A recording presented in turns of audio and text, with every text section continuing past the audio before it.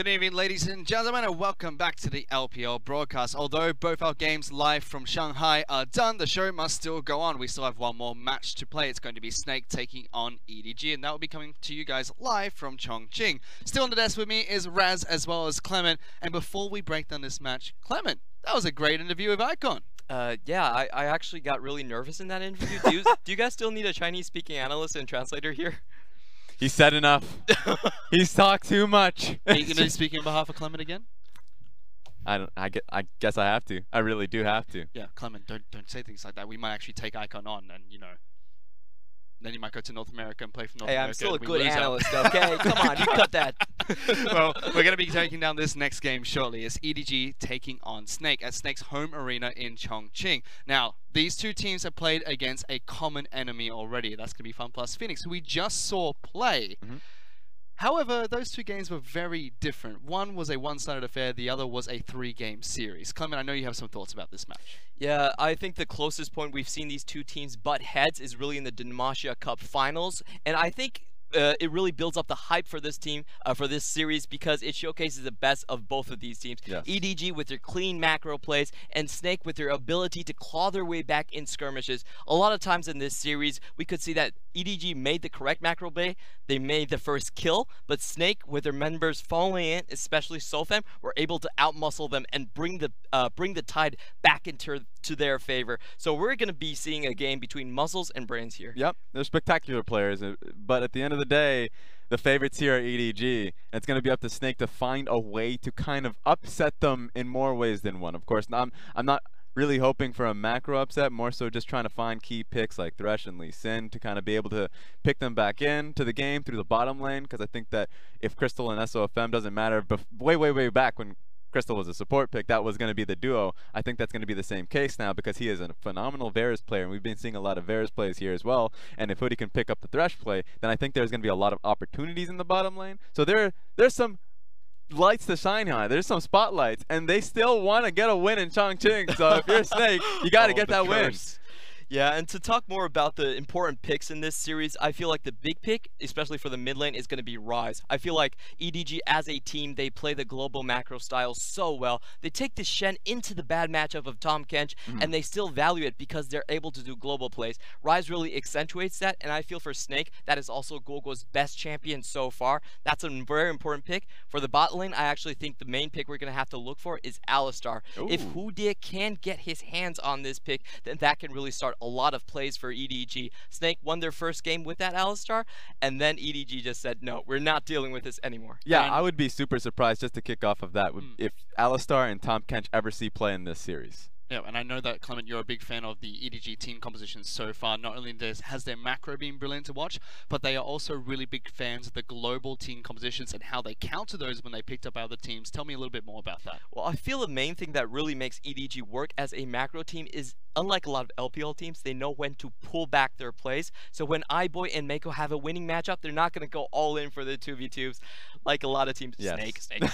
Yes. But they will pull back, and they will wait for good opportunities where they can collapse with the globals. So you can see just in their kill to death ratio, they are that best team in terms of kill to death ratio in the LPL because their plays are so clean. A lot of times there are no good counter plays to what they're doing. That's true. But one thing that is always great about this matchup is that Snake always play up when they go up against EDG. It's kind of like it always feels like that, just because of course that's the neighborhood battle, their good scrim partner. And now it feels like EDG is the team going into Snake's neighborhood in Chongqing. So you can't really upset your audience. You gotta show up here tonight. Well, we have to, address the quote-unquote curse. So far, 2 matches played at Hangzhou and LGD's arena, 1 match played at Snake's arena, and so far they have not gone well for the home crowd. And with the record that we've already mentioned, Snake going up against FunPlus Phoenix, now EDG being able to take down FunPlus Phoenix in a decisive style, doesn't look too good for Snake at their home arena this time. I will say there is a logical explanation of why these away teams are actually, losing more times than not. That's because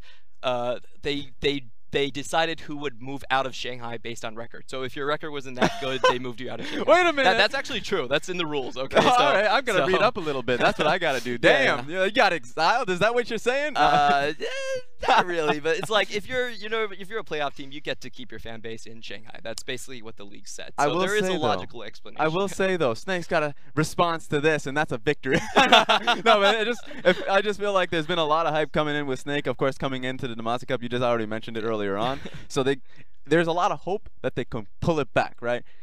EDG would be an amazing time to do that. If they could do it in this time around, that'd be great. And I already echoed the bottom lane being a primary focus because I feel like that's going to be their major strength in how they win out in laning phase. Sure, there's a lot of shine on Flandre, and if Flandre can get his picks in his meta, then sure, that's great. But my eyes are turned towards how Crystal can do, because I think that he can bump himself up a few notches in terms of AD carries in the league. And I know that this is something that you like to talk about, Clement. EDG's discipline, especially in their bottom lane, as we see both the teams, enter the stage. Big cheers for Snake Esports as well, since it is their home turf. But Clement, EDG's bottom lane and their discipline, it is one of the strongest that it's one of the strongest that the LPL has seen. For sure, and that's why I rank iBoy above rookies like Jackie Love or even Abel, is because I feel like he plays like a grown-up player, like a player that's been in the league for so long. And their opponents in that bottom lane are going to be Crystal as well as Hudie. The full lineup for Snake on your screens. Flandre, SofM as well as Guoguo. Raz, you talk highly about this team from time to time. But how do you feel about them going up against the Giants of EDG? I mean, it's just got to come down to the individual talent. We already talked about discipline being a major benefit to EDG. A lot of problems when it comes to Snake, but here's the EDG lineup, of course. Ray in the top lane, Haro in the jungle, Scout in the mid lane, and iBoy and Meiko rounding out the bottom lane. They will be playing Ray once more here, and something that we know we've talked about from time to time is how Ray, he hasn't been fully unleashed yet. There's a lot of question marks around Ray. You've said that he's a Riven player, Clement, but we've only really seen him on tanks in that odd Rumble game you were talking about, Raz. It's kind of don't know too much about him just yet. I'm really interested about if EDG steps up to the plate and challenges Flandre in the ban pick phase, because in the Demacia Cup, what we saw was they would automatically ban Vladimir and ban Camille away from Flandre. There's a lot of respect for that, and we just want to see him bust out the Riven. That's basically we really do. We know he wants it. Well, we pretty much do. But for now, before we get into the match, we're going to send it over to our shoutcasters. Before that even, let's have a listen into iBoy and what he thinks about the league. 我对我们新来的3个队员还是有些了解的。新打野跟新 AD 跟我一样，以前都是在青训的，全新的阵容，更大的期待。 Always love to hear from iBoy. He knows everything. That's iBoy right there. But I'm back, and I've got FLICKR with me this time as well. How you doing? Pretty good. Excited. This is my second cast of 2018. We And finally with made me it. again. Oh, great. Thanks for reminding me. Well, we've changed positions now. We're actually at the caster desk, so that feels pretty good. But got Snake going against EDG, and of course, you look at this matchup, and you would usually see like a 2-0 right now. But it feels like EDG, there's a good chance that they may even drop a game in a set. Yeah, I definitely echo the sentiment from the analyst on the analyst desk over there. But the idea is that EDG are still putting together these new pieces. iBoy just spoke about them in his SOT He right knows them there. very well. Exactly. And Haro and Ray, although we know that they have great potential and we see it spike occasionally, you still don't have that same consistency as you did formerly from Mouse and Clearlove. So it's about picking up that legacy. Yes, EDG are still a Goliath, but they're still kind of in their infant form right now before they can warm back up to, taking the torch and sitting on their throne. And on the opposite side, Snake, they're actually looking a little bit better. They played against FPX, and actually, to be fair, so did EDG in their first game. But they looked better. They looked significantly better, specifically in team fights. So hopefully, even though what Raz was saying, probably not going to see them outplay them on a macro level, but maybe on a micro level within the team fights, in those skirmishes, maybe Snake, that's how they win a game. And I want to get excited about Snake, but I also kind of have to hit the brakes because we haven't had the largest sample pool from Snake to really get a good vibe of them. Yeah, we saw them in the Demacia Cup finals. This is technically a rematch that did go 3-1 in favor to EDG. It was only a single game that Snake managed to grab there. But I'm just not ready to jump aboard like, oh, Snake they've improved in all of these elements and they're a brand new team and we can be excited about them. I'm still like, it's Snake. They're probably going to crash and burn. Yeah. But there's a chance that they don't, could but... come back. Yeah, but it's every single split now, and it just become a reoccurring theme. Yep. But I would like to see Snake do well, because they always have this potential. You know, we were sat in that story meeting, and it was just like, actually, what is this team? Is this potential? Is it innovation? We end up settling on innovation because we look towards SofM. You think of the team, you definitely think of SofM because of all the things that he tries to pull. We even saw a couple of games back that he was, again, trying to cut waves. He's sat in the jungle doing SofM things.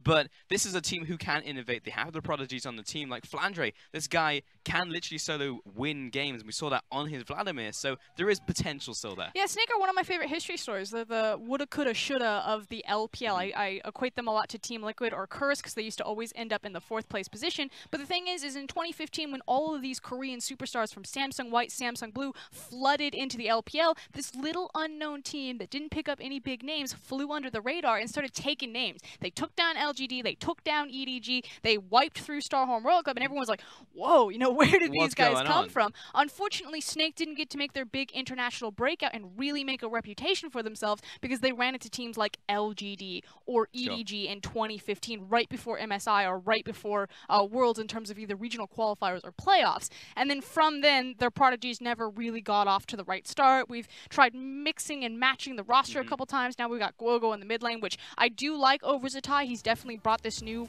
vibrant team fighting aspect back to this team, but they're still just trying to grow into what they always should have been, which was a top contender in the LPL. It was only about, 3.5 splits ago that we used to call them the dark horse of the LPL, and now they're barely relevant in the conversation. I mean, that moniker has very much been taken away. You look at IG, OMG, heck, even FPX at this point, you say those are the dark horse teams, but it's just reclaiming glory at this point for Snake, and we haven't seen too much of that apart from the game against FPX where they were able to take a game, but that still wasn't a series win. Yeah, exactly. And while Snake are trying to reclaim their glory, then we look at EDG and they're trying to reclaim their legacy again.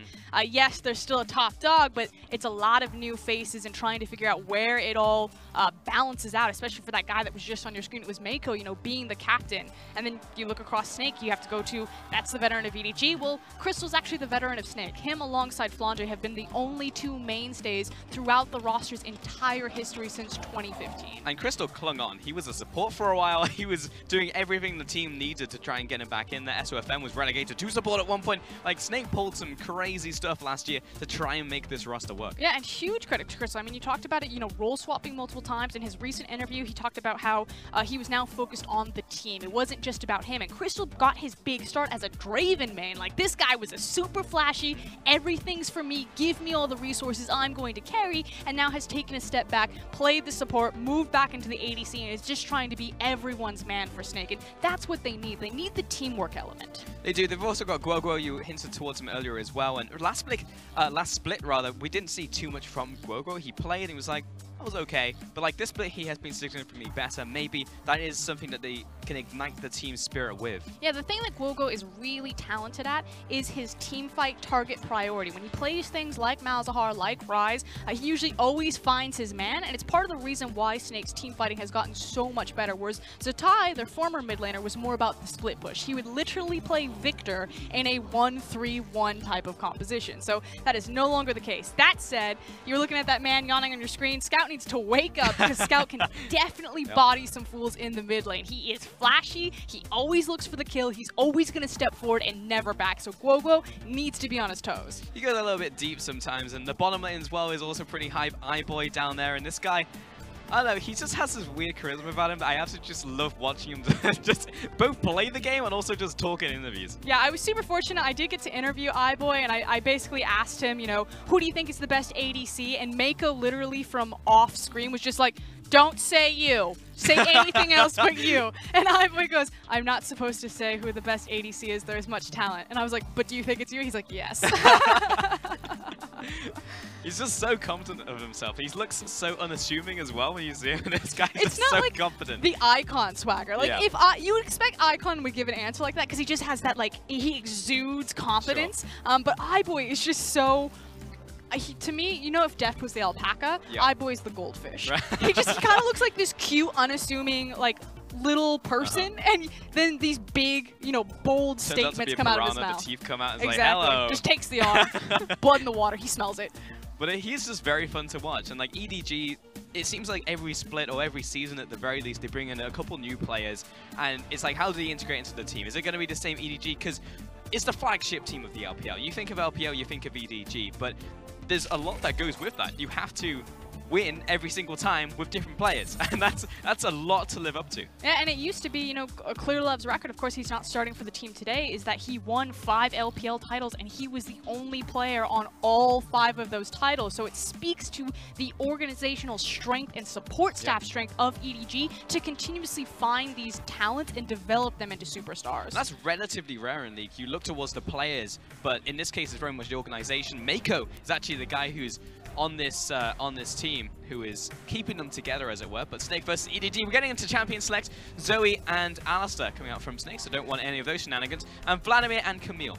And it's just as Clement predicted on the analyst desk as Raz as well, and they are throwing everything in the kitchen sink at Flandre. They're like, no Vladimir, no Camille. Gangplank would be the other big one from. I'm wondering if they let it go through and they feel that they have a strong enough answer to it, just because Snake are blue side and GP is a very safe blind pick if they want to put all of their eggs in the top lane basket. But today it's really been about the Sejuani that's been the priority pick blind. I mean, for Snake, it's not a bad basket to put it into. You have Snake written all over it. That being said, Kalista, the final ban there targeted at iBoy, and a final ban now from EDG. Let's see if it is indeed the Gangplank or they go somewhere else. I mean, Gangplank, Sejuani, and Kog'Maw are the 3 champions that immediately jump out at me. Of course, all of the big mid laners except for Zoe are left, so that's Malzahar, Ryze, and Azir. So there is a wealth of options, and I feel like Red Side actually has the advantage here because it's kind of going to be like the 1-2 trade, where okay, maybe you get the Sejuani priority pick if you want it, maybe you grab the Kog'Maw, but we're going to get 2 things in return.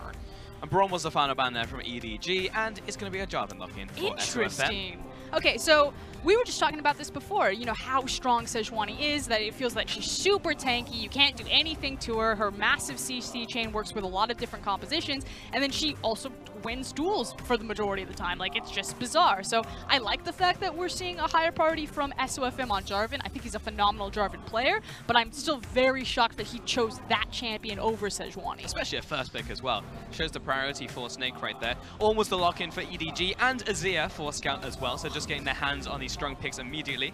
I already had written down Ryze as soon as I saw the hover. I love Ornn with Ryze just because of the brittle, how it, the fact that you increase the CC lockdown of a targetable CC into like a Morgana binding. And then you just stand there forever. It's disgusting, but Azir is very hard to match in terms of late game damage scale potential. Scout has already picked up 2 MVPs on this champion, so obviously feeling very comfortable with it in the meta. We're looking towards the next pick now from Snake, and I would not be surprised if we see a Gangplank because we saw the damage that it did earlier today, and it's Flandre in the top lane. Give him the Gangplank. I mean, that said, it's going to be Ornn into GP, so it's not a terrible matchup, although we could see a possible Ornn to the support position has been played, although I don't expect it to be. And the thing is Ornn is very similar to Rumble, which was the other champion that Ray has showcased so far in terms of, you know, his pushing power, how he's going to take some of these trades. So hopefully he's pretty confident here, and it should just be kind of a farm fest with some priority initially for Ornn. That's what you'd have to hope. But Tahm Kench was the also the other pick from Snake there to round out the first phase of picks. And EDG back over to them, looking at a potential jungler now for Haro. See, this actually makes sense. So the high priority on Jarvan denies Haro. Haro has a reputation of being a Kha'Zix Jarvan player, so now it makes more sense, you know, why did Sejuani slip through the holes when we've seen such a high priority on her for the day? I forgot. It's because Haro is starting and not Clearlove. Yeah, definitely changes it when you have a different player in there. Ornn, Azir, and Kha'Zix. So Kha'Zix into the jungle for Haro. Now onto the bans as well. So we're looking at primarily bot lane here. See if we get any bans against Crystal. And we're now going to be sculpting them. Because EDG have priority pick, I figure that means that Snake have to ban away the Kog'Maw or the Varus. Varus has been massive all day. We've seen a lot of Kog'Maws priority picked or almost perma-banned in the LCK, and I expect the LPL to follow suit here, especially because iBoy is a phenomenal Kog'Maw player. I don't really necessarily want to give him that one. We saw it earlier today on Mystic, in fact, who completely tore enemy team a new one. Though he did end up losing the series, but the Kog'Maw was very good. If you watch any series of the LPL this week, please go back and watch BLG versus WE Game 3. It is a banger. You say banger a lot. You've become very Australian in your time down It's almost like I lived there for 2 years. Yeah. Bangers and mash. Oh, I love the Snake coach. Every time we see him, he's just furiously yelling. Yep. I don't know what he's saying, but I do enjoy watching him. When Pulse and I got to visit the Snake Gaming House, their house The poster story? Exactly, the poster story. Their practice room is covered with posters that say we will not make the same mistake twice in like multiple languages. Including English as well, so we understood what it said, but it was fantastic. And it's everywhere. Everywhere. Literally everywhere. On the door, I'm sure on the bathroom. I didn't go to the bathroom. I have the stewards at the bathroom as well. You shut the stall and it's right there in your face. Okay, I know. Yeah. The only thing that would have made it better is it was just a picture of the coach at the same time. And the other funny thing is since we just had SofM on our screen, is that so we go in and Snake's manager actually speaks English fairly well. And we're having a conversation with him back and forth. Thank you for letting us tour the gaming house and kind of see behind the scenes with Snake. Although I want to super go to their new arena because it looks sick. And we were talking about SofM, and unfortunately you get into this bad habit where you just start talking about players because of the language barrier. And then SofM spoke to us back in English. And we're like, ah! And then we learned that does. he spends a lot of his, I know, right? Yeah. He spends a lot of his time on Reddit, so if you ever see any of those SofM clips on front page of Reddit, check who posted those. Yeah. Track his account. Check who's boosting those highlights. Yeah, but a lot of them are very good highlights, to be fair. Yeah, super skilled player. No one would ever doubt that of SofM. Oh, 100%. Some of his team play, maybe. Yeah. But when you think of Snake, you do think of SofM, you think of Flandre, but you look at SofM and the plays that he does take, like going into the jungle, cutting waves, that type of thing, even when maybe he shouldn't, and also going towards Raptors, but he does have very creative pathing that can open up things for his team, especially in the early game. That is specifically what they really need. We're not just talking for no reason. There is an issue on stage right now, so we are just waiting for them to get back into champion selects. You don't want to just hang out with us? Just podcast it up? Yeah, the Frols podcast. That does not sound healthy. No. I would like one Frols, please. One Frols. Pretty sure that was FLICKR who came with that suggestion. Oh, no wonder it was a bad suggestion. I love you, David. But yeah, back over to EDG as well. So this is a team who's very much like getting it together once again. We were talking about the Rumble. I mean, that's not going to be picked this time. No. But of course, Ray's up there, so it makes a whole lot of sense why you'd want to go back towards the Rumble. Yeah, but he's got the Ornn, and we were just kind of talking about how it's kind of a similar idea, especially about how you're going to play the lane.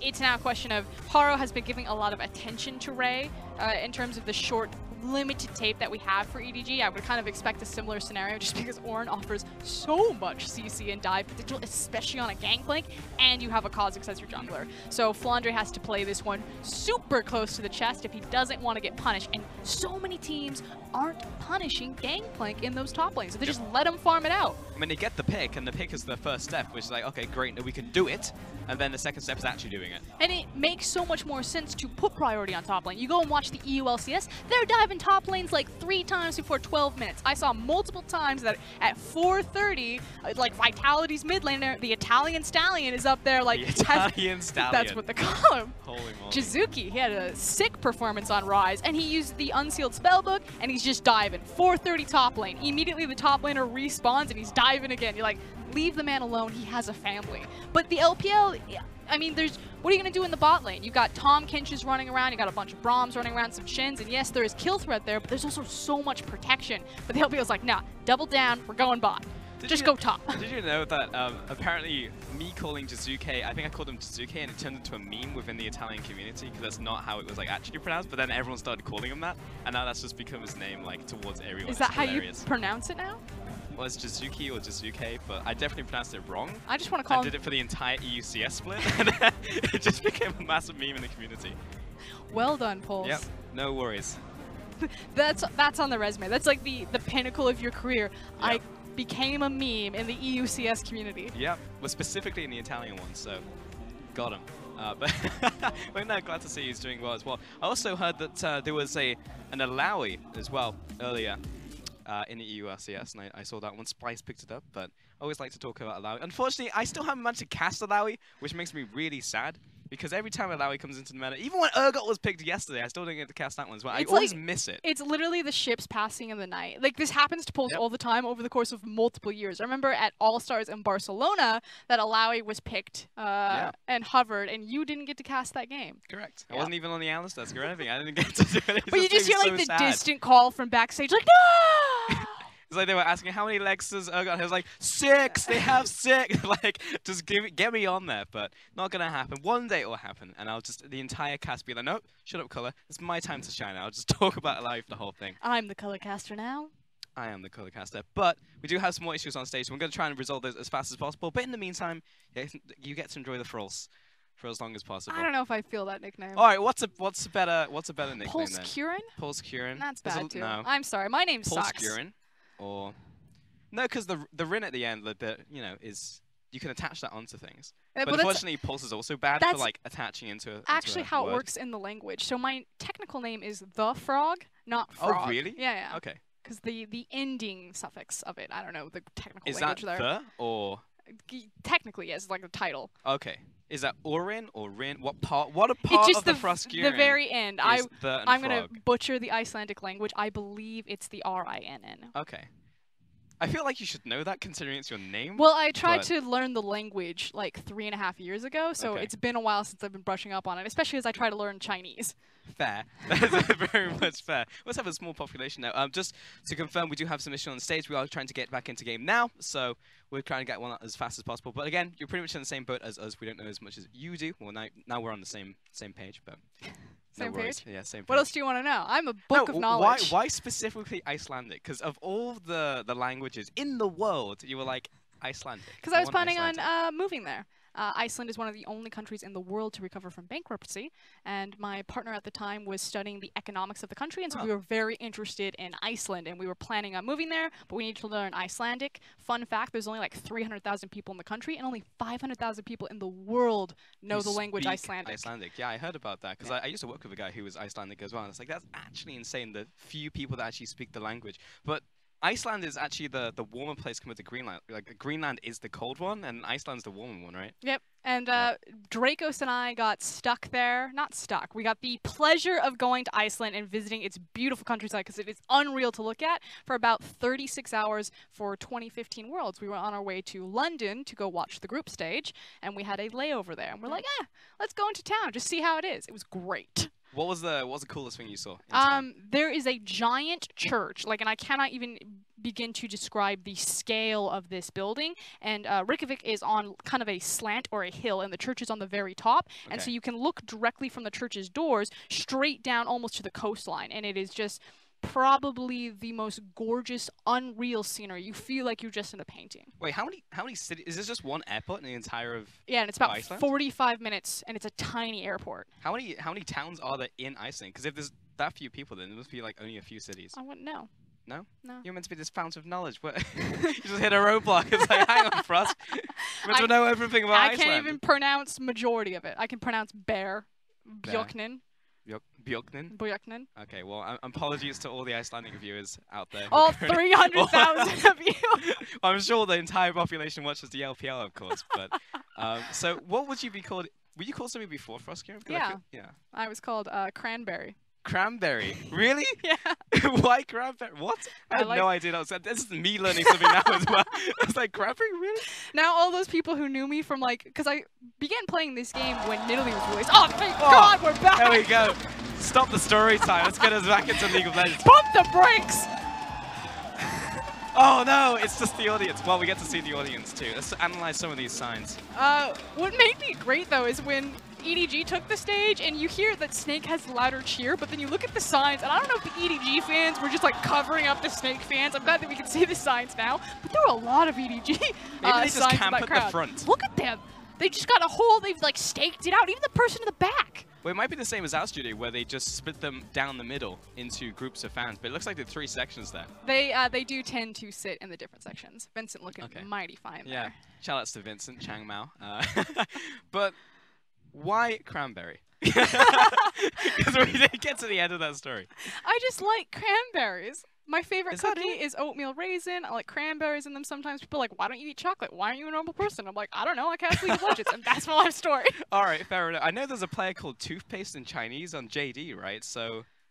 Isn't... Yeah, it's toothpaste. Yeah, I can't pronounce it. I'm not going to try. Yeah, but I don't know... Like, of all the things, right? It's just like, I love cranberries. Okay, fair enough. Your call name yourself is cranberries, Pulse. But look, I was 12 and it sounded cool at the time, okay? And it just kind of stuck. Okay, which is I was hungry where- and 14. Like, I don't know what you want. Oh My name was God. very close to being ramen noodle. All right, let's get back to the match. So, let's talk about some of the players on EDG. We've got Ray coming up here as well. He's back on the lineups, and also if you think about all the players that EDG could have picked from, I have right? a fun story They were about like, Ray. we'll take Ray from NA. Yeah, and you can tell that Ray has been a part of Cloud9. Again, I got to interview some of the EDG members, and Ray's really tall. Like, I'm pretty tall for a girl. You probably realize this, Pulse. But true. so it's not very often. I am very tall. It's not often that like a guy actually stands up and they're much taller than me. And Ray is actually taller than me. And so I made the comment as he was walking over. I'm like, oh yeah, the dog and pony show. Sorry that you have to go through with this. And he immediately started laughing. And you could just tell that he has that sense of humor where he's been around the Cloud9 guys. Yeah. And he's a bit of a memer. He's pretty loose. His English is good. He knows Korean, Chinese, and English. Not fluent in all three of them, But still, that's pretty impressive. for speaks his age. English better than I Yeah. speak English, so.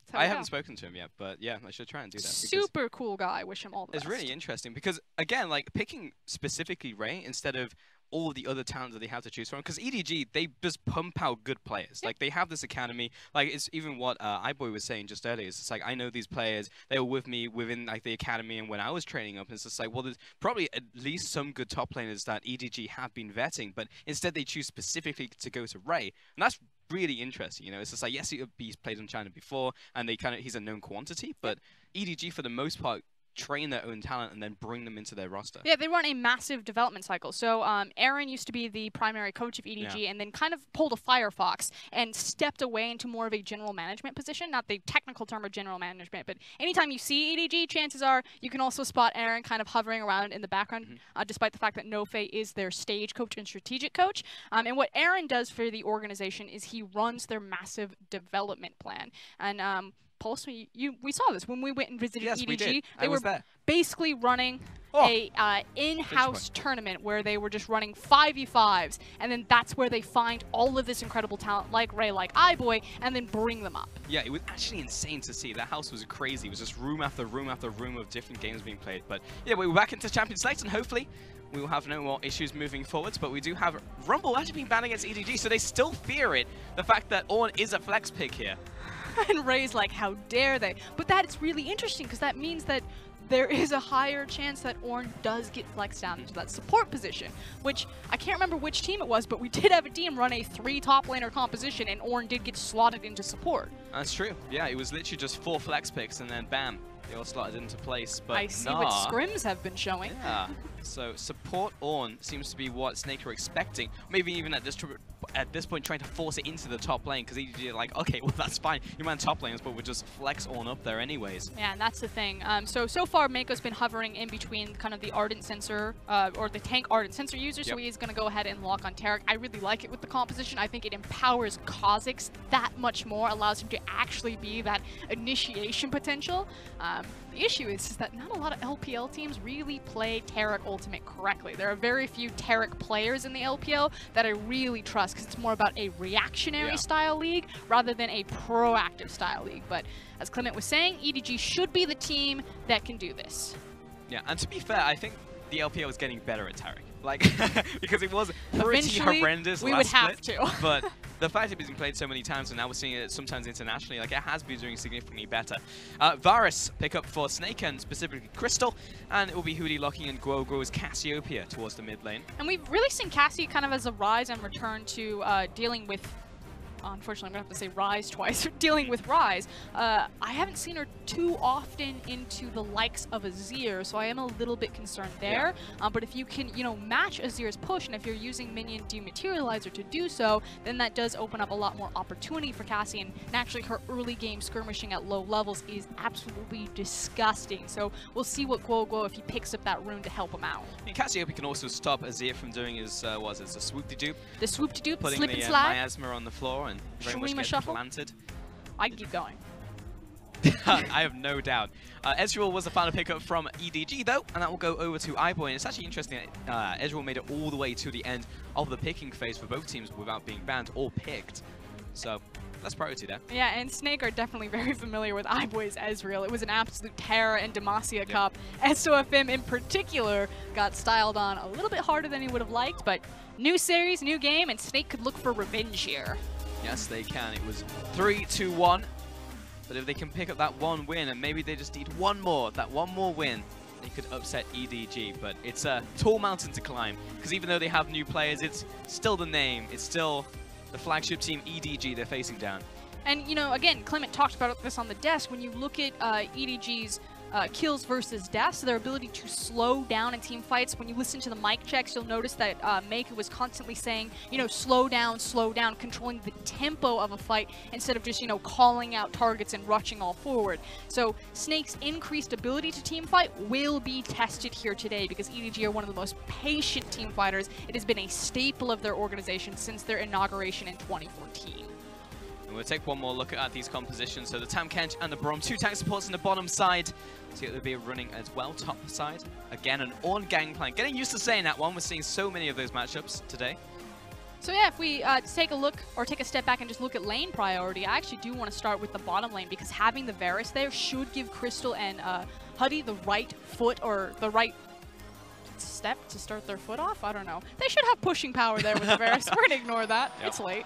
Start off on the right foot, but, I think was the but iBoy has this tendency where he will get to the lane first, so they'll prioritize him getting to the lane and not leashing his jungler. That crowd is insane. Yeah, I'm struggling to hear you right now for us. I'm going to give him a moment. Holy. They just keep going.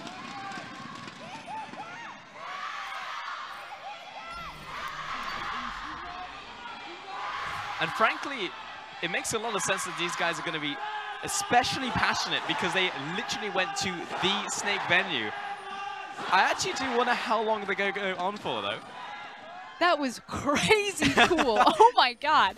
That sounded huge. I know the Shanghai arena sits around 500 people, and that was crazy. I mean, the crowd just looked really dense over there. There seemed like a lot of people in a small space, and that was a lot. Up to like 1:05. So what I was commenting on before is that a lot of times when iBoy plays the Ezreal, he actually won't be responsible for leashing the jungler, although he is going to grab the leash for Haro this time around, and it's to allow iBoy and Meiko to, of course, get control of the wave, get there ahead of time, and make sure that you can punish with Ezreal because you need to be on the back caster creeps to land those mystic shots so he can have any sort of lane control. Because he's delayed, because he has to leash for Haro, and Snake actually got the superior push, Crystal and Hudie should have control of this bot lane for the majority of it. It's only going to be Tahm, Kench who takes a bit of damage here as Crystal was already on his side of the lane. And Haro's going to start on the bottom side, actually going towards the Grump as well before he moves towards the top side of the map. Do want to give mad respect, though, to iBoy. He's like, Relic Shield? Nah. And we've seen a couple of Ezreals running that. He instead goes for the Doran's pot start, so he actually really wanted to be aggressive and forward in this lane, whereas Crystal took the more traditional approach of the overheal and the Relic, so a very defensive style bot lane. Yeah, it's actually very rare you see an Ezreal not go for the Relic Shield anymore. We're seeing so many defensive builds. It's like, I'm just going to get out of laning phase, I'm going to farm up, I'm going to get my tier, and then I'm just going to kill people late game. Yeah, it's two different mentalities, really. Again, the idea is that because it's so cost-effective, you don't necessarily need to take it, even if you thought that you would lose the matchup, and now everyone's kind of taking it, especially for the extra gold that it siphons into your support player. But I, like Raz, really do prefer this type of start, as there's an early flash. Yeah, taking Scout's flash away. He's only got the exhaust now in that mid lane. And he's gone for Comet. He doesn't have the unsealed spellbook, so good luck. And that's actually kind of one of Scout's big problems. He should have known that Jarvan was on top side of map simply because Crystal and Hudie had the initial push bottom. So he knows that Tahm, Kench, and Varus didn't have to help leash for Jarvan, so he started top side. It's also something that's pretty standard for Snake now. Flandre is constantly leashing SofM for plays exactly like that to give him tempo advantage to open up immediate gank pathing at level 2 or 3. So Scout, bad read. Now he doesn't have his flash. He's going to have to be even more passive in this lane. Yeah, it does happen a lot as well. However, he just completely blasted Guoguo, so maybe just well, I mean, plays that point a bit moot. If you take a bad trade with your teeth, then... Then yes, that will happen. Is that phase rush on the side of Guoguo? I think it is on Cassiopeia. I almost don't want to trust the summoner spells or the keystone, because we've had some... had a little bit of issues getting them correct. Okay, so we'll wait till we see it to confirm. Top lane there. Ornn just playing against the Gangplank. And Ornn pretty good early. But we'll see if they're actually able to get Haro into the top side and, you know, firmly punish Flandre. And they need to punish him early. A lot of the times when top laners will take Ignite because they'll have the unsealed spellbook so they don't get punished by not having teleport, they'll do it not only to have kill pressure, but also to dissuade people from diving them when they get pushed in. Ornn is actually a likely candidate for that. Naturally, GP is always going to be the dude who takes Klepto. So please just punish this. I feel like so many teams get put in kind of this exact situation and never do anything about it. Yeah.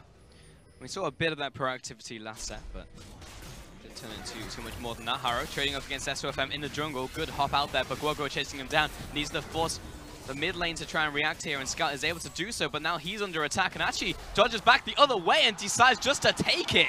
Guoguo gets first blood. And that's a great start. It means that Cassiopeia is going to make a very clean back, be able to pick up her tier, and also probably get some extra, possibly vision to help her out. But I don't know what Haro was thinking. We've seen this multiple times from him, and now that he doesn't have a mid laner, he then tries to go and farm wolves. Yeah. Like, SofM, of course he's going to invade you. He knows that you're low. He knows that you've burned your summoner spells. He's going to take everything in the kitchen sink from you, and Haro is frankly just wasting time. Yeah, Meanwhile, he can't even recall there because you got Guoguo pushing up, and apparently something happened bot lane. So let's not take a look at that and look at the jungle once again. But this is just Scout dying for Haro's sins. Yeah, pretty much. The fact that Haro thought that he could even invade there, he should have just placed some scouting vision and then made the decision. Forces his mid laner to go in to compensate for his aggressive behavior, and then kills Scout. Scout doesn't have any summoner spells, loses his wolf camp, and loses all of the wave that was crashing, because I don't even think he got into range of experience because he was being zoned off so hard. It's actually very interesting because Haro is somehow level 5 while SofM is level 4, so it looks like he was leeching experience from somewhere. Maybe the mid lane. Maybe he did get close enough for it. But still, he's level 5, so in terms of experience, it's not going to hurt him too much, but in terms of his mid laner, it is going to hurt Scout because he was starting to wrestle back control in that mid lane. And then we also have to talk about the elephant in the room, which is the bot lane. That solo kill. And I think we're finally going to get a look at it. Okay, double stun catch into an immediate ignite. There's not much that Hudie could do. Tries to get the flash just to create distance. Yeah, that's how that was probably about to go.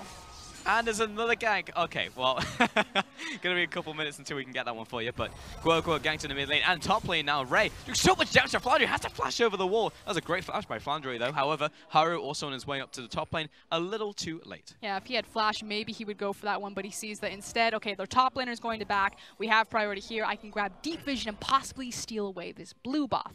So I do like that Haro is not taking a step back after kind of the previous faults of that initial gank, but it's taking 2 steps forward, especially because he has vision about where SofM is. Okay, Crystal. So, yeah, I do have to wonder what happened topside, because it looked like Flandre must have gone down to get the ward there, but why would you walk that way? It's so aggressive. What happened there? I don't know what happened bot lane. I don't know what happened top lane. There's a lot of unanswered questions. It's a pretty loose game so far. It's going to be one of those Haro games. is invading, and Flandre's going to stop him. I guess I'll just take the crump now away from SofM. Perfect. I'll take it. 80 gold. Bet that trinket would have been very helpful if you had placed it on the other side of the jungle entrance to see that GP coming. Yeah, I think loose is a great word for this game so far. They just got off an airplane, you know, shaking it off. A little bit of jitters. It's a 4-hour flight, I believe. Yeah, Snake are trying to, you know, tighten it up. They don't want to lose again on their home turf, especially not in front of that vocal crowd. Yeah, 100%. SofM back on his Raptors. There's definitely SofM territory. Scout wants to get some damage onto the jungle. Not going to happen, though. Perfect timing. Starting to get some of those up. We saw one burnt in the bottom lane, but for the rest of the map, they still have theirs. So we can actually talk about SofM and his obsession with Raptors. And it was actually better in the previous meta, just because we have changed jungle catch-up EXP. We've weakened it, so you don't automatically kind of slingshot yourself back into the game. But the thing is SofM was trained by the same guy that trained Levi, Tenakun, over in the GPL. And Tenakun has a background in Dota, and Dota has a mechanic that, unlike League of Legends, you can deny creeps and control EXP in the lane that way. And so the only mechanic that is close to that in League of Legends is actually the jungle camps. So there's a reason why both Levi and SofM are really heavy on contesting Krugs, contesting Raptors, and trying to control the experience of the enemy jungler through denying their camps. It's very interesting. Also, when he plays on the red side as well, he very much likes to get control of the dragon area.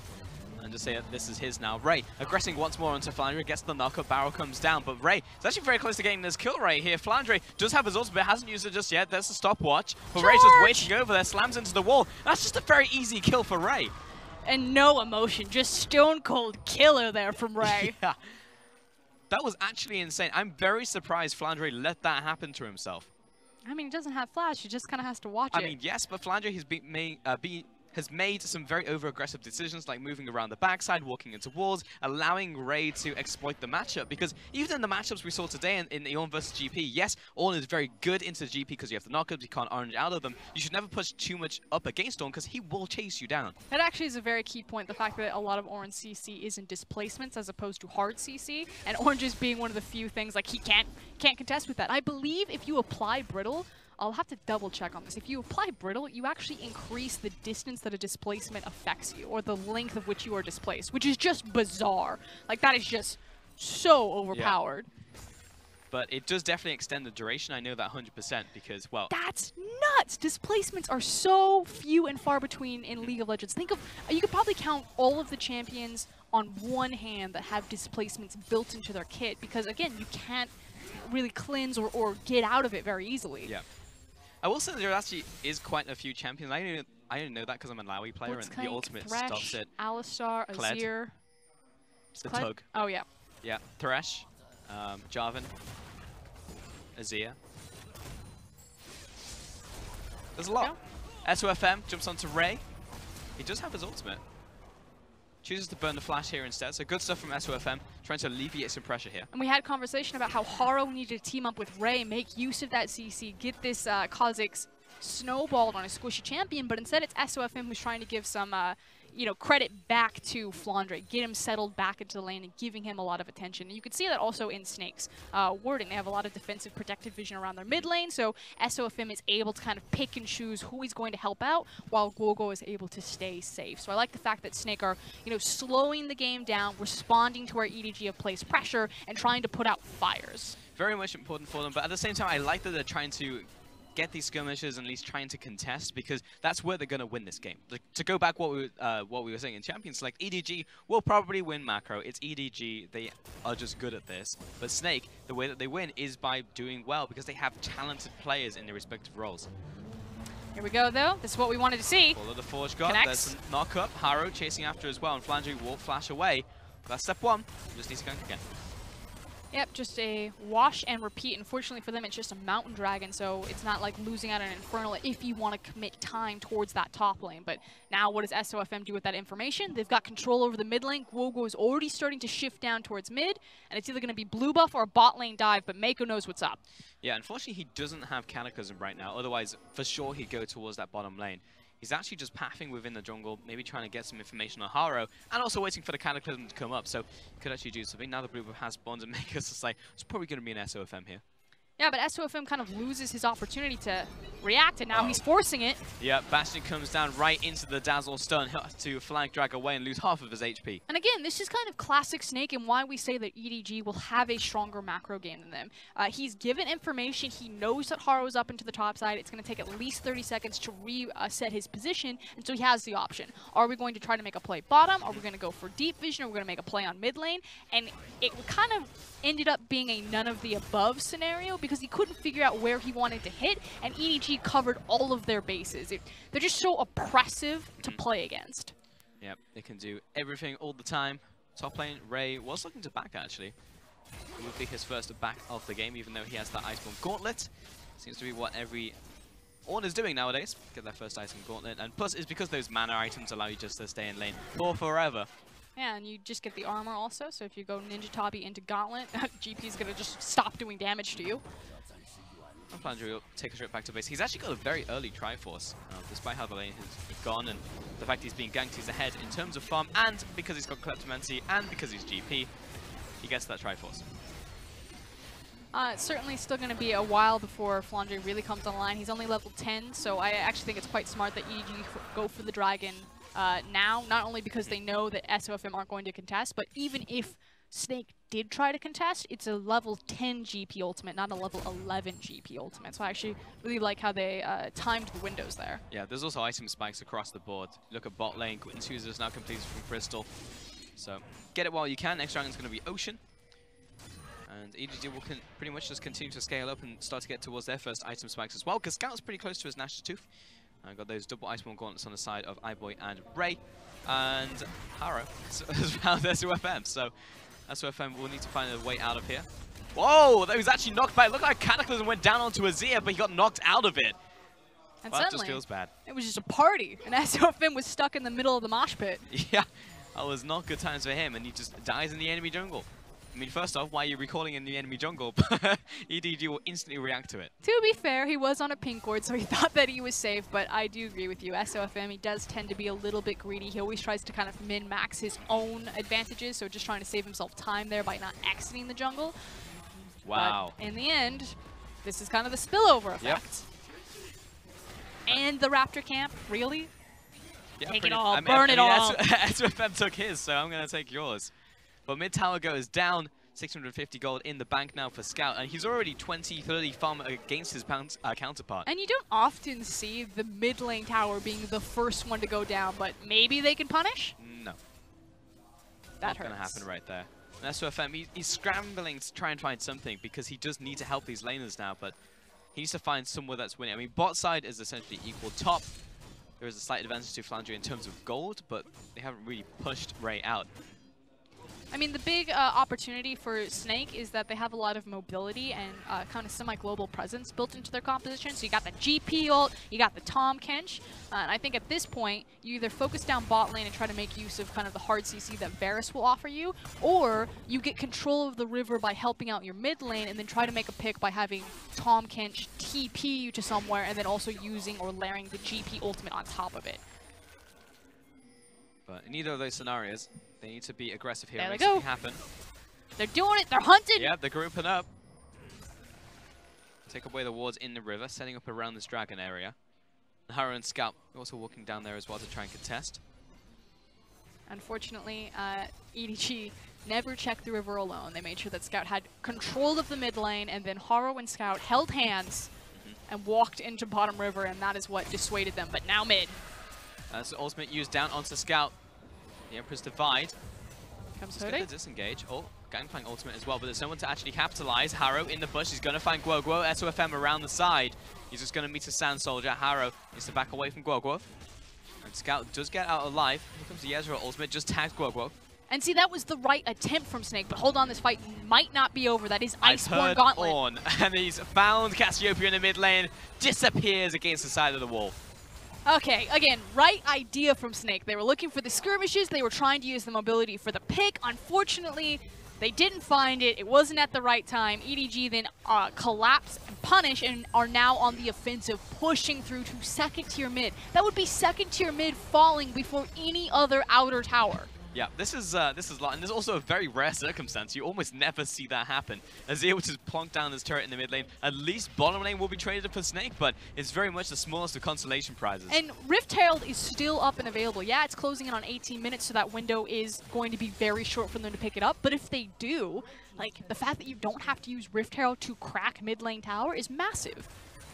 And now they can move towards the area, pick up Herald, cracking out a turret, or even just crack the tower and then look towards another in the tower because you now have the mid lane tower down. So EDG are in a very powerful position. They're actually moving their bot lane towards the mid lane to try and pivot around this area. Yeah, I don't know if EDG are going to be able to get away with the Rift Herald. I think that it'll probably just time out simply because Snake know exactly what is happening, and now they're going to swap their duo, which just took the bottom tower towards the top side, or even possibly match iBoy and Meiko in the mid lane.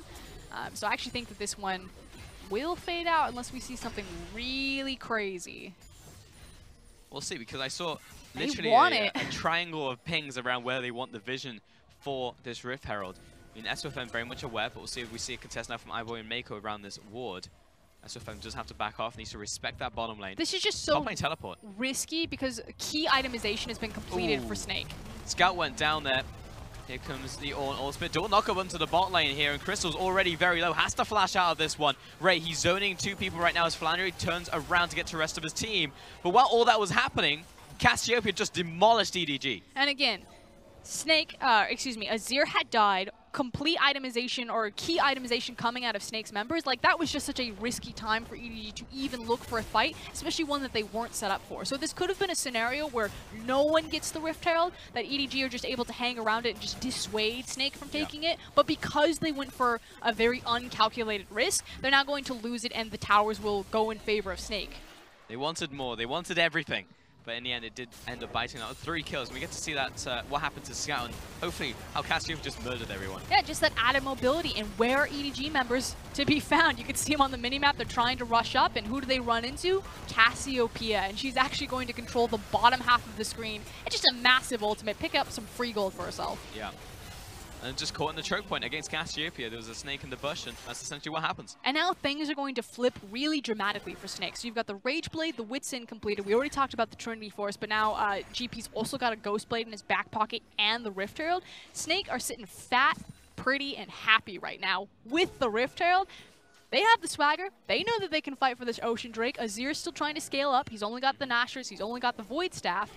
And they need so much more time to kind of set down, control vision, and lay down poke before EDG get really aggressive in these fights now that Snake have these new items. I mean, it's worth mentioning that we're 20 minutes into the game and Snake essentially have a 2,000-3,000 gold lead over EDG, which is in itself pretty impressive considering the two teams that we're watching here today. Yeah, and at any point, it will mean that this tower will fall. So what Snake are doing is they're basically playing the smoke game. They're going to flush EDG out, and they're making them choose. Either you guard the dragon, or you lose your mid lane. The Rift Herald's gone down. Might have been a little bit early for my taste, especially in tandem with that GP ultimate, but it's clear what Snake want.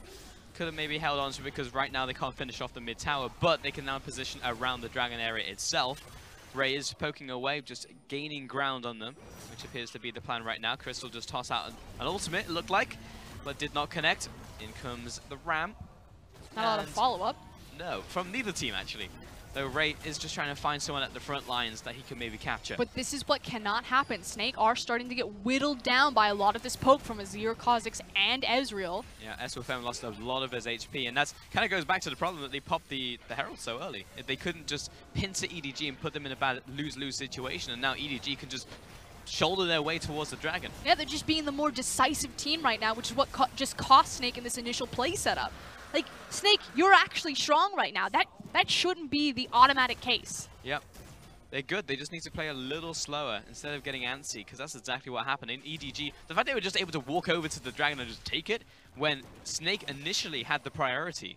And it's seeing kind of that reset factor that, again, Clement was talking about on the desk really come to fruition. The fact that EDG slowed down the team fight, but hold on. SofM, he's engaging. Great instant reaction from Meiko there, but Scout is already dead. The rest of the team trying to disengage from this one, and Ray has to flash the wall. So good stuff by SofM. Yeah, lose the tower, but Taric ultimate absorbs so much of the damage, and no one but Scout goes down, which means that Snake cannot continue to siege. So again, EDG just pumping the brakes on any sort of play that Snake are trying to put together.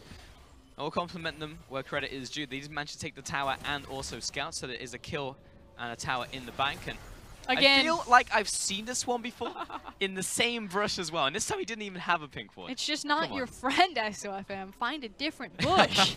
Literally go anywhere else. But you're absolutely right. EDG, like, they are very good at stemming the flow, essentially. Like, as soon as Snake do find an advantage, it's stopped instantly. It's not going to be another tower. It's not going to be a WE situation where they just lose all their mid lane towers and lose the game. Holding the line. Yeah.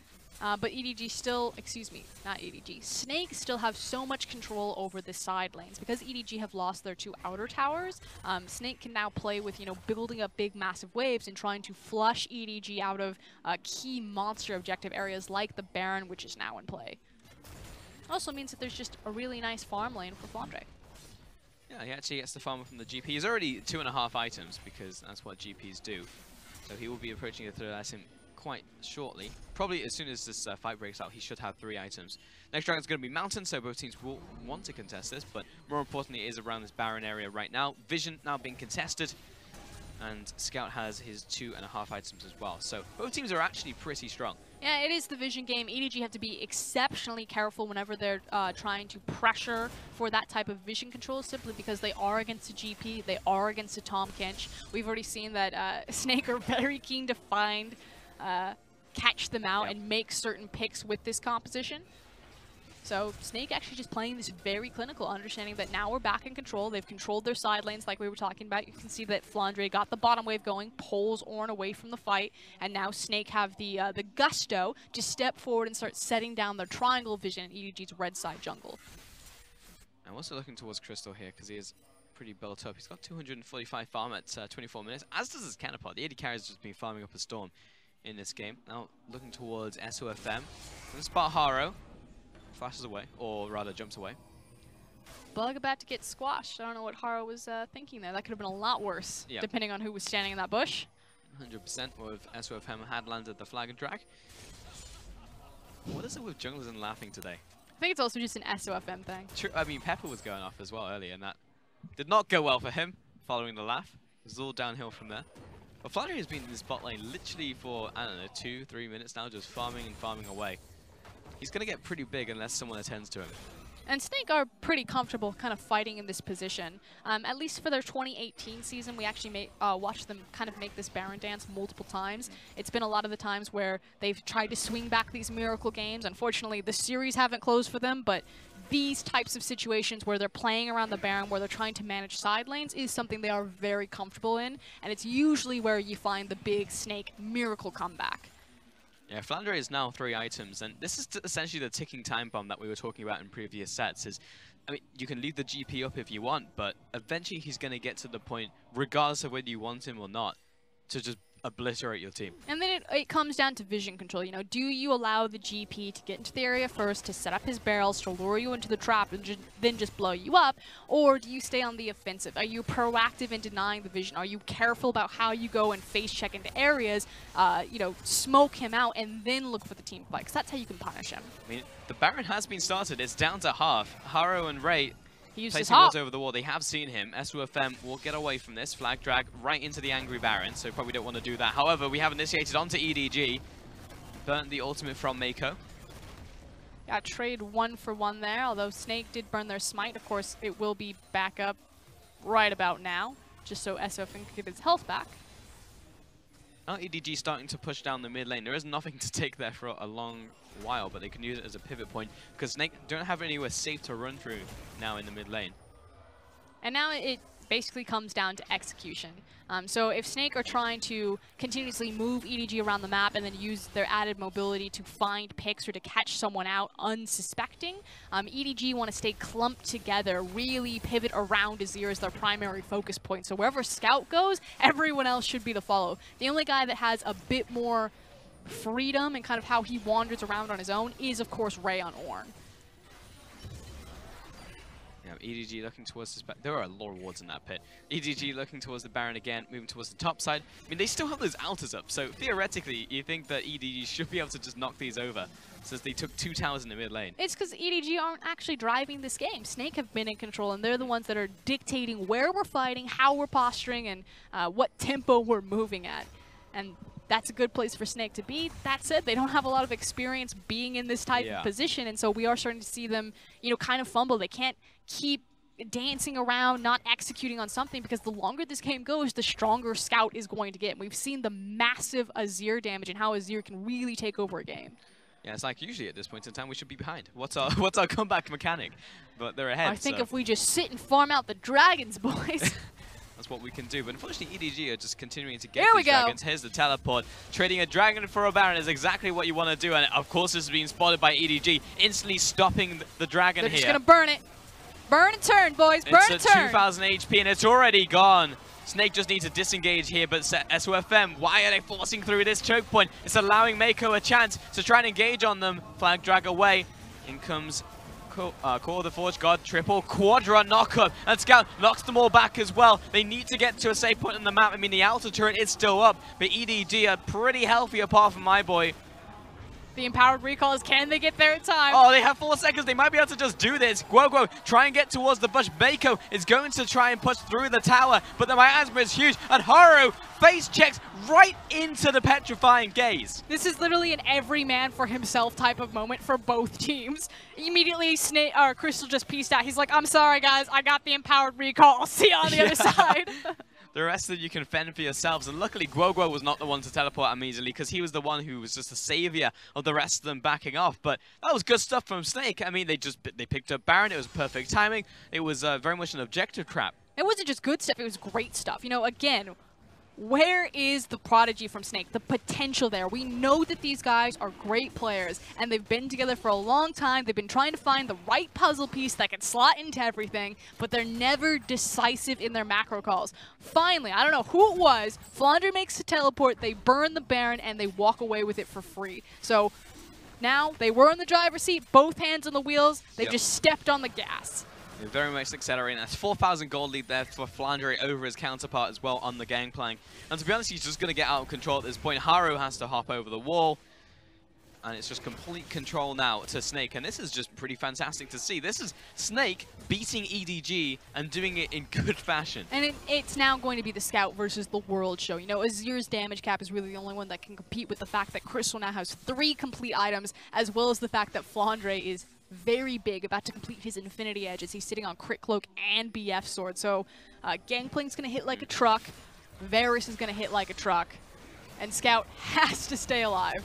This is engaged underneath the tower. Good Emperor's Divide, but in comes the Ezreal ultimate as well. Guoguo is on the front lines. He does so much damage. Haro and Scout explode, and only now does Ray turn up to the fight, but the fight is pretty much already over.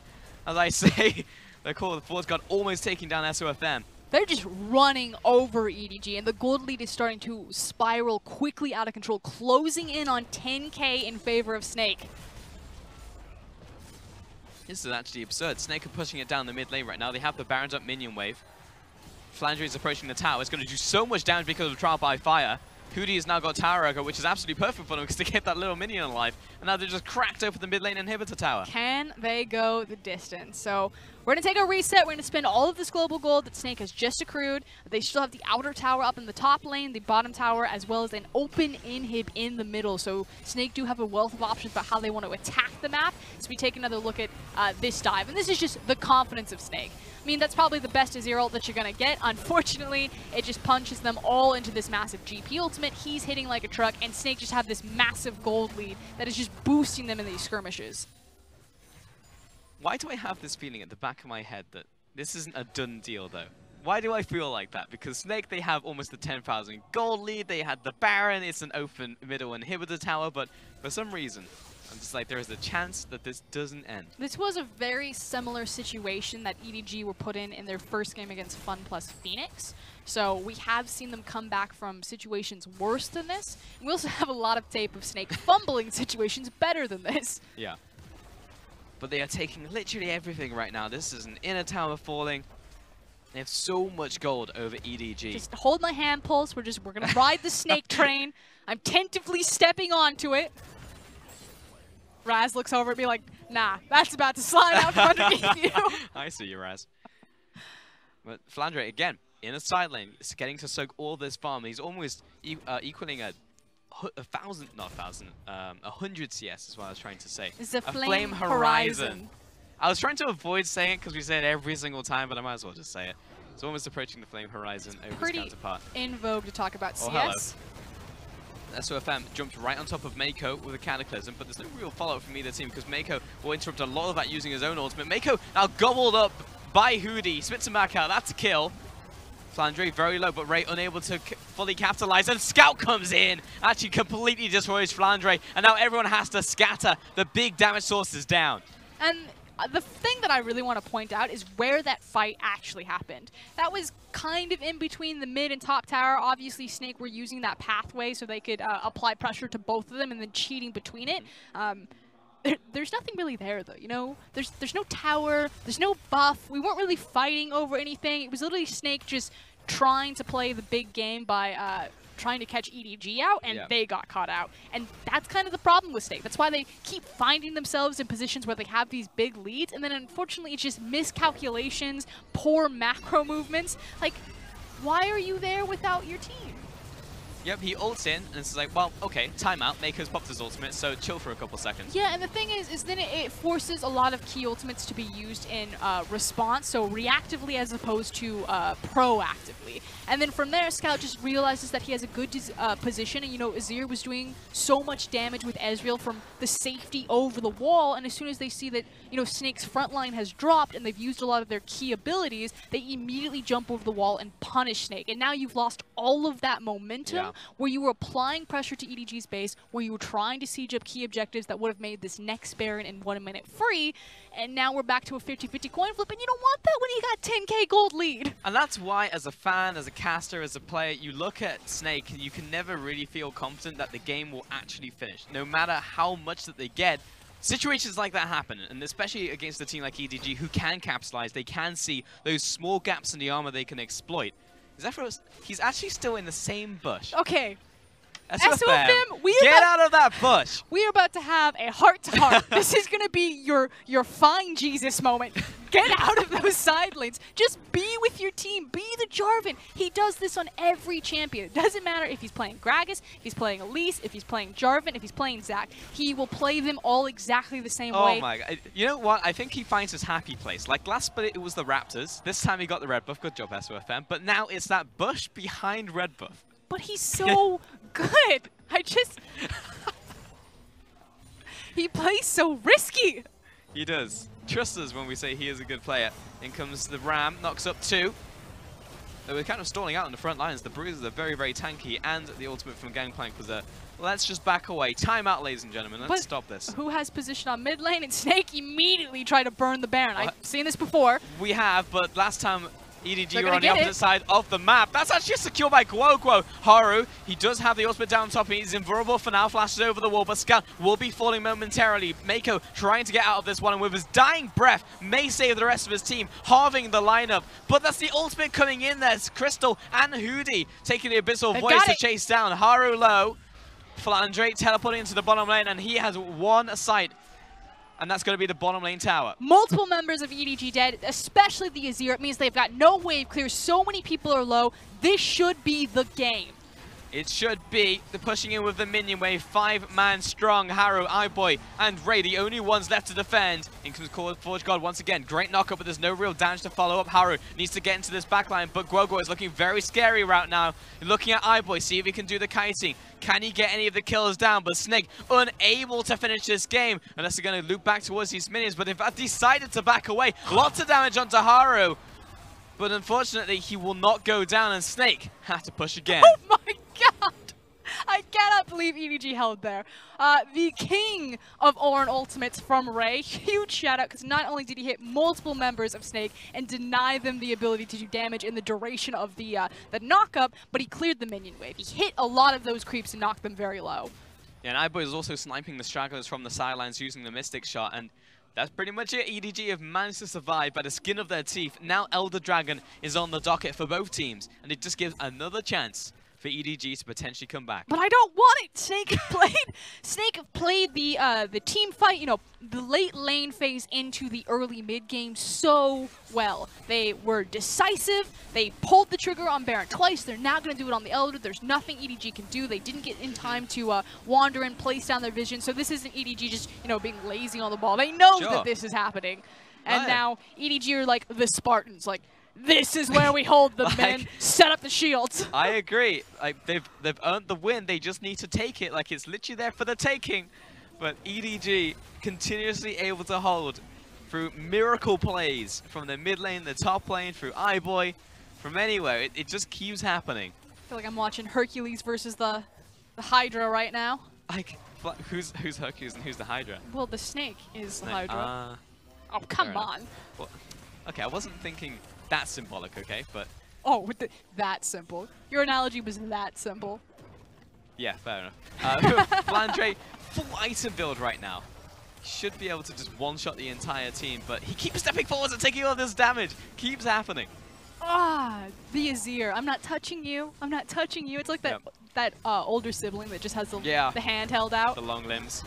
Good knock up there, but who will complete the Flanking Dragon? Oh no, Guoguo turns around, misses the Petrifying Gaze. We've got the Celestial ult come down from Taric. There's the ultimate, and Ray will instantly fall, and everyone else in the pit, including Meiko, and now they should be able to crack this tower. Yeah, great GP ultimate, completely zoned Scout and iBoy out of that fight. Yeah, they were able to tag with their super long range, but they weren't getting the full damage combo off that they needed, and without a front line now, this should be it. Surely. One Nexus turret remaining, only 3 defenders. They don't have the damage to get through Hudie, though Scout goes all the way in, blasts him with the Emperor's Divide, but just focus the Nexus. You can do it, Snake. Snake will take game 1. Oh, he did it! It's not the series, but it is a game. It was a win, and hey, we were talking about it. There's a very good chance that Snake pick up at least a game in this set, as they did face them in Demacia Cup. And listen to the roar of the crowd. There's a home field advantage if I've ever seen one. Has to be a good vibe. Great momentum for Snake again. We talked about the young players on EDG. There are plenty of young players still on Snake, even in their veteran status. So hopefully they can feel that energy and take it into game 2 and give us just as strong as a performance of game 1. So if they can ride the momentum, I'd love to see Snake try and take it against EDG on their home turf. I'd be incredibly hyped, especially because of what we've seen from Snake so far, because they haven't managed to win against FPX, but this would be fantastic for them to try and get these early wins. And we can see that goal graph as well. It was a long time coming, but it was still Snake with massive advantages. And you can see it in the damage to champions that in the end it did come down to GP. Cassiopeia was a nice tag team there, but if the game goes on that long, yeah, Azir's going to put out massive damage, but GP just won the day. I mean, look at the damage, though, from Azir and iBoy. Like, they were also doing so much damage on EDG. Like, they came very close to coming back in that game. And the fact they were holding so many times is like, oh, no, there's another objective. There's now an Elder Dragon. Now there's a Baron. Like, when is it going to stop? When is Snake going to win enough fights where they can eventually just roll over EDG? And it did take almost 40 minutes into the game, but they managed to do it. But so, congratulations to Snake for taking game 1. Now you just need to win the rest of the series. We're going to send it over to the Analyst desk to take a look at that game. Thank you very much, Pulse. That was game number 1 between Snake Esports and EDG at the Chongqing Snake Arena. And guys, what happened? Because EDG, they were meant to be the good team. They were doing so well early. Well, this is why I said it was going to be a good series, because it highlighted what each team is so good at. Yes. You could see EDG with the good early laning phase, the good macro plays, you know, bringing Meiko around for all those pickoffs, and then Snake turns it around in the team fights. They're just the better muscling team, and when we give them an all-in composition, they know how to run it. 100%. And even just kind of emphasizing the strength that EDG had early, just so you know how bad it was for Snake to begin the game, is that you got a solo kill in the top side of the map, right? We make a lot of C9 jokes, but that was like a top die immediately for Ray in favor. And he's just gonna, that's the second solo kill he's had so far, and the splits barely began. So that's how Ray's really performing well in the split thus far. Then bottom lane, I mean, there were so many fights that the server couldn't really catch them all happening at the same time, but it ended up happening that EDG were getting kill after kill in the laning phase. It was 5-1. Then there was one beautiful moment where Snake were trying to make a fight happen. They tried to get Tahm Kench to just move in towards the mid lane with his ulti. Then he gets canceled out by Taric, and I was like, well, damn, then EDG went out the fight. But then it all went downhill from there. Yeah, it was the mid game where EDG were able to pick up. Sorry, it was Snake that was able to pick up team fight after team fight. How exactly did Snake make that happen? Because EDG controlled the entire early game. I feel like EDG really underestimated how fast they could get the Taric ultimate to go down. You could see both of the times that the big winning team fights for Snake happened when they were sieging underneath towers. The first big one was in the top lane where they caught out Azir defending by himself.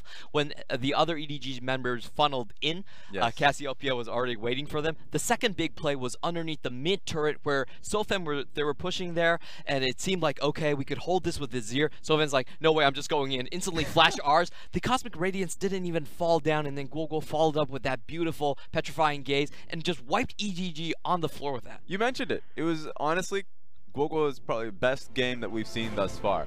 He's not going to get the MVP as it's going to be SofM, but it was both SofM and Guoguo that were able to make the fights work for him. They cut them off top side, as you mentioned. Mid lane was a big deal. Miasma was such a pain in Meiko's side because, sure, you have ulti coming down, you're invincible for how long? Miasma just stops all these fights from coming onto you, just kind of makes it so, well, what are you going to be able to pick off him? You're getting slowed, you can't really use any dashes at that point forward, and then Snake just pile on towards you. If I'm EDG's coach, I blame this loss on Killua. Because Killua showed that What? they could run Taric into this enemy composition. There Not you go. Killua, not Killua. Sorry, FPX's support. Okay, Oh, okay. yeah, I'm wrong. I got you. FPX first picked their Taric because they knew that Snake was an all-in composition. And, you know, I think EDG definitely ran with that, but didn't really follow up with the execution that we saw in the other series. Yeah, I agree with you. It just comes down to the fact I love Taric, but then there are a few picks that can really just mess him up. So Chris. maybe going into the next one. Chris, I'm sorry. No worries. Chris won't watch it. It's all good.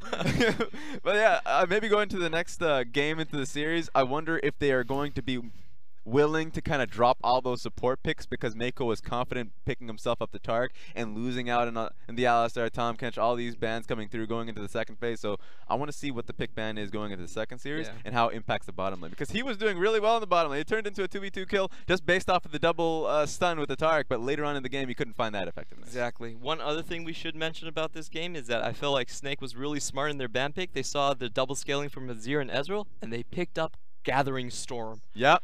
They're like, we saw that Jin game, man. My free 300 AP. 40-minute standard time in EU. Well, guess what? We're going to 40, 50. No, it didn't even have to happen. But if it was going to happen, it was going to happen. Well, they had a Gathering Storm on both Cassiopeia as well as Gangplank, if you were wondering, in that match. But that was game number 1 of Snake Esports taking on EDG. Snake are now up 1-0. We're going to go into a break, and we'll be back with game 2 shortly.